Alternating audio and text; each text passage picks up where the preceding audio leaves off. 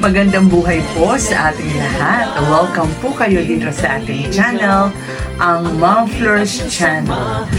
Sa ngayon po, ang pag-uusapan natin sa aking video ay yung naging vlog po ni Kuya Robin sa kanyang Indiana Bicolano YouTube channel. Kasi yung vlog niya po kay Dara, parang nakatawag po no sa aking pansin, actually sa mga supporters din ni Dara. Actually, pumunta siya kina Dara para ihatid yung parang feeds dun sa mga alagang baboy ni Dara. Kaya lang, humihingi nga siya ng paumanhin dahil medyo tinanghali siya kasi parang si Nico o basta sila ay nanggaling kina Rob, kinakalingap Rob, kasi parang sila yung hatid kay Miss Jack sa check-up. So, wala namang kaso yun, wala namang kaso kala Dara yun, sa papa ni Dara. Siyempre, hindi, kumbaga sa hindi big deal yun. Kaya lang si Kuya Robin, parang nagdamdam siya. Dahil nung after niyang kausapin yung papa ni Dara, si Dara naman ang kanyang kakausapin, hindi siya kumbaga hindi lumabas si Dara. Bali, ang nakausap lang ni Kuya Robin doon is yung, kung hindi ako nagkakamali, ate ni Dara yon, di ba? Correct me if I'm wrong. And sabi nga nung ate ni Dara, mayroon nga pong karamdaman o may sakit si Dara. So, nakikiusap si Kuya Robin na sana ay lumabas si Dara kasi hihingi lang siya ng paumanhin. Pero, sa pagkakaunawa natin, ay hindi nga lumabas si Dara. So, yun ang parang dinadamdam ni Kuya Robin. And nag-iisip siya, baka may sama ng loob si Dara sa kanya, or basta kung ano-ano yung mga naiisip niya. And parang naisip niya pa nga yung tungkol doon sa nawawalang money bouquet, di ba? Yung 20K.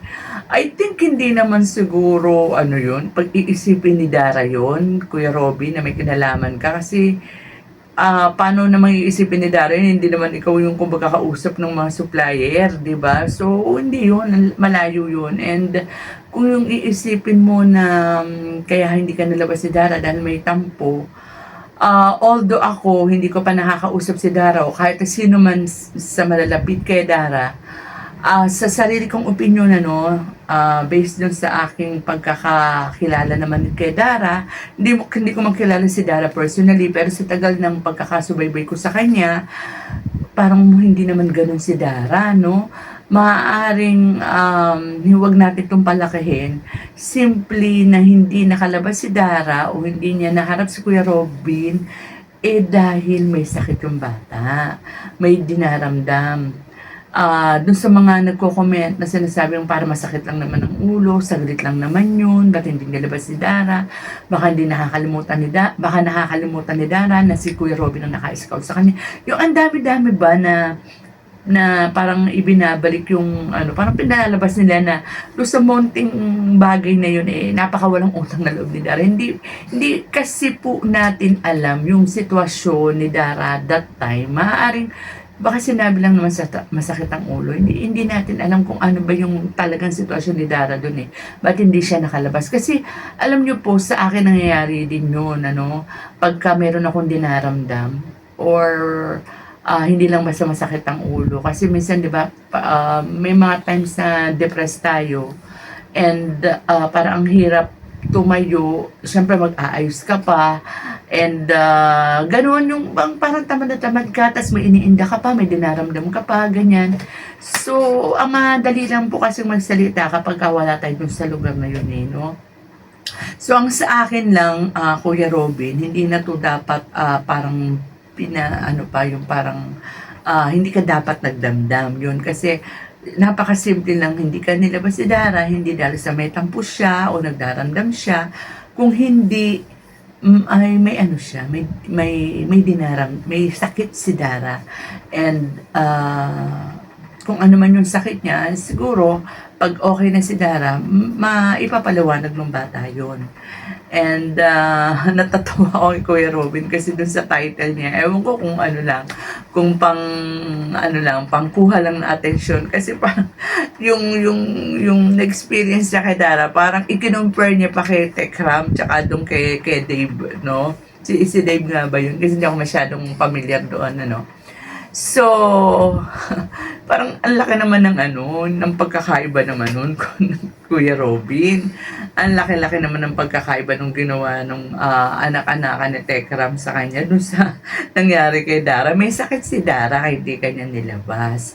Si Kuya Robin pala masyadong sensitive pala siya, no, maramdamin. Bagay, hindi naman, kumbaga iba-iba naman kasi syempre yung nararamdaman ng tao. Baka feeling ni Kuya Robin ganun, wag ganun, Kuya Robin. And ay nako, kahit nasabi ko nga, kahit hindi ko pa nakakausap si Dara, I am sure hindi mangyayari yun na babaliwalain ka ni Dara o kakalimutan na ni Dara na ikaw ang naka-scout sa kanya, yung kabutihan ng loob mo sa kanya. Kuya Robin, ang bait mo, ikaw yung matyaga talaga na laging nandyan kay Dara, di ba?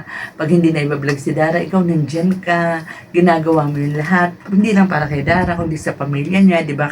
Sa lola niya, di ba? So, hindi yun, sa tingin ko, hindi yung iniisip mo ang dahilan kung ba't hindi ka nailabas ni Dara, nalabas ni Dara, no?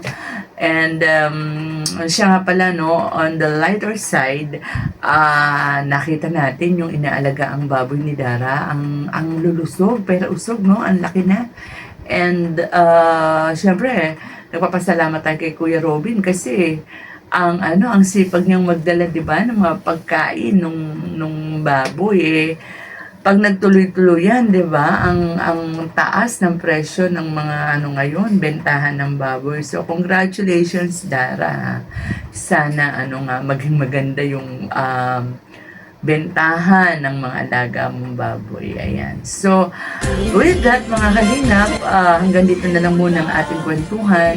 Dara, get well soon. Sana gumaling ka na, soonest. And Kuya Robin, huwag kang mag-alala. Hindi ganyan si Dara. Mabait si Dara. Mag-ingat po tayong lahat. Ituloy mo lang, Kuya Val, gawin